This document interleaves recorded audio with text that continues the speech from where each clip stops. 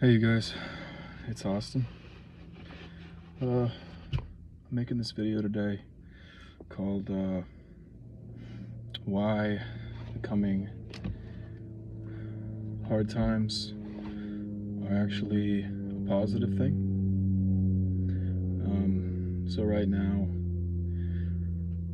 the economic system of late capitalism, consumerism, is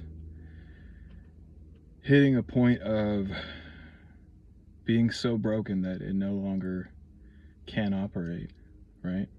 It's reaching a point of being so defective that it no longer can function in any way, right? So like fast food is now basically unaffordable for normal people, and the quality and portions of it are way worse, way smaller, despite costing more money. And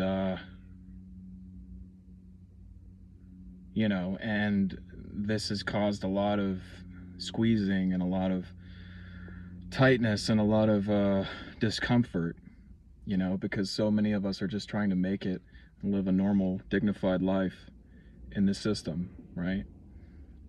People that have played by the rules, have done the right thing, have worked, have gone to school, and still can't even afford the basic dignity that was afforded to them and promised to them at the outset.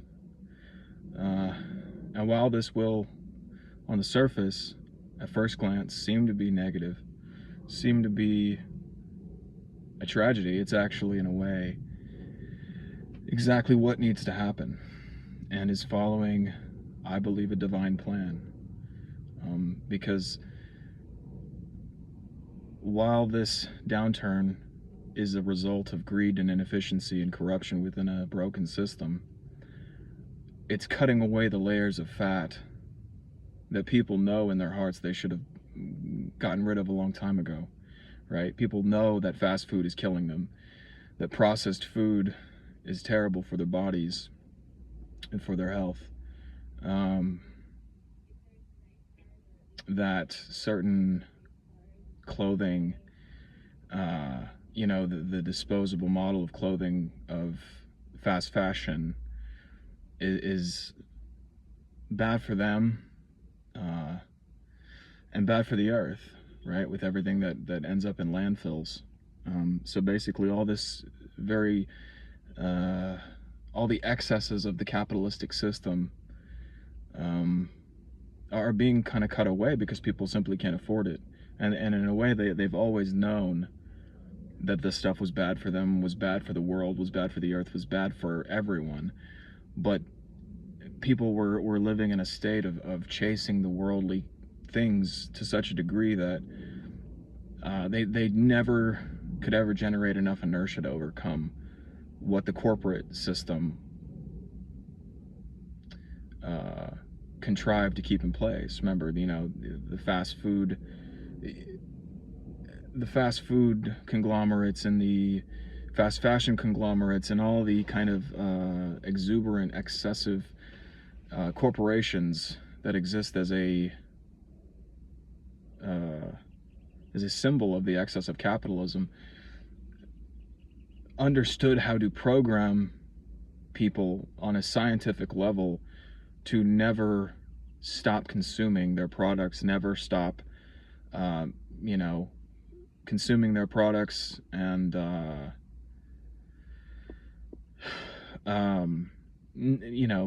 to keep themselves alive and to keep us in a lowered state and keep them in a elevated position at our expense. With millions and millions of dollars in marketing and advertisement, right? Done at a scientific level to program people. But now we're seeing that the economic system, the corporatized consumerist capitalist system, is hitting a point now where, the emperor has no clothes. People are no longer, like, these companies are no longer able to offer what they offered before. They're no longer able to provide any real service to anyone but themselves, because the margins by which they could do so are so tight for them as well, because the consumer base is so squeezed by the inequality created by the 1% and the the oligarchs essentially, that uh, it's like the victim has been sucked dry. There's nothing left to take from them, and so you see the kind of service reduce in quality more and more and more, uh, and offer less and less and less, and more things become only services of the rich and appealing to the rich consumer base, which will also on the lower end start to be feeded on. And that's the next victim in this game of Monopoly is the runners up, because the victim base of the middle class and lower classes have already basically been picked clean, um, economically in every way. They're basically completely shut out in a stratified caste system that they don't benefit from, and so they have very little resources to exploit, right? So the next victims are the chattering classes, right? The upper classes.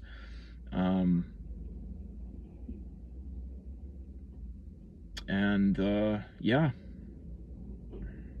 but this is a positive thing because it's exposing the truth of the situation economically, right? We can no longer just hide with our heads in the sand like ostriches and pretend that this isn't going on, and pretend that this isn't killing us and killing our world and destroying our way of life, right?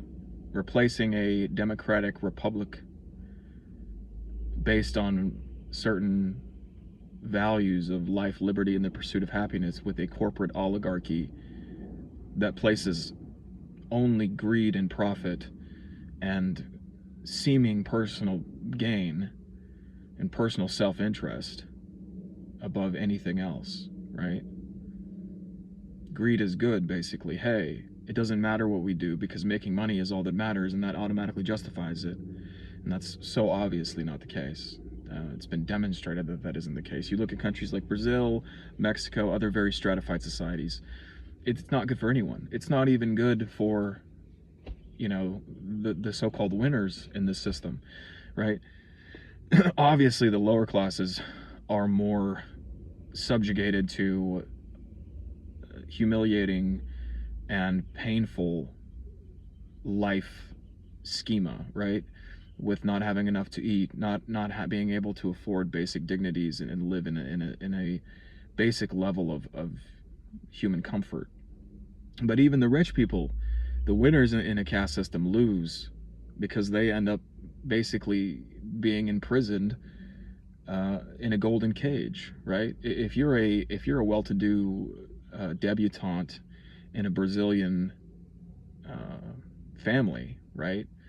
A quasi nobility, you don't have very much freedom. You can't go just anywhere in Brazil. You can't go anywhere in Mexico if you're from one of these classes. You live in a golden cage.